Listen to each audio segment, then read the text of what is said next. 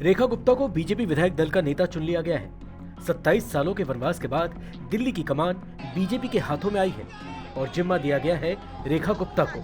लेकिन मुख्यमंत्री बनते ही उनके सामने कई बड़ी चुनौतियां होंगी जिन्हें हल करना आसान नहीं होगा। तो चलिए जानते हैं कि दिल्ली की नई सरकार के सामने कौन कौन सी बड़ी चुनौतियां रहेंगी। पहली चुनौती, महिलाओं को 2500 रुपए देने का वादा। बीजेपी ने अपने चुनावी घोषणा पत्र में महिलाओं को हर महीने 2500 रुपए देने का वादा किया था। प्रधानमंत्री नरेंद्र मोदी ने खुद कहा था कि ये मोदी की गारंटी है और 8 मार्च यानी अंतर्राष्ट्रीय महिला दिवस पर पहली किस्त महिलाओं के खाते में आने लगेगी। लेकिन ये वादा पूरा करने के लिए सरकार को जल्द से जल्द सही व्यवस्था बनानी होगी। ये तय करना होगा कि पैसा किन महिलाओं को मिलेगा, कैसे मिलेगा और बजट में इसका प्रावधान कैसे किया जाएगा। दूसरी चुनौती, बजट और आर्थिक हालात सुधारना। दिल्ली सरकार के वित्तीय हालात पिछले कुछ समय से अच्छे नहीं रहे हैं। आम आदमी पार्टी की सरकार ने चुनाव से पहले नेशनल स्मॉल सेविंग फंड से 10,000 करोड़ रुपए का कर्ज मांगा था।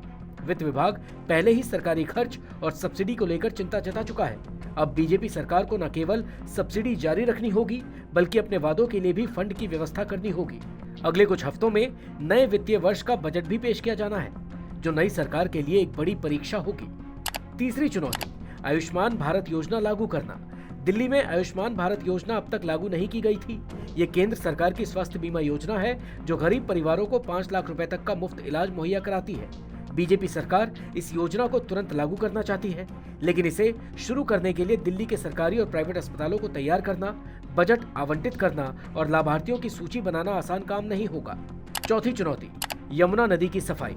दिल्ली की जनता ने यमुना नदी की सफाई को लेकर कई सरकारों के वादे सुने हैं, लेकिन आज भी यमुना प्रदूषण का शिकार है। बीजेपी ने अपने घोषणा पत्र में वादा किया है कि वो यमुना को साफ करेगी, लेकिन ये चुनौती सबसे मुश्किल होगी। रिपोर्ट्स बताती हैं कि यमुना में ज्यादातर प्रदूषण इंडस्ट्रियल वेस्ट और सीवर से आता है। अगर इसे रोका नहीं गया तो सफाई अभियान सफल नहीं होगा। सरकार को जल्द से जल्द ठोस प्लान बनाना होगा ताकि यमुना को बचाया जा सके। पांचवी चुनौती, बुनियादी ढांचा और सफाई व्यवस्था सुधारना।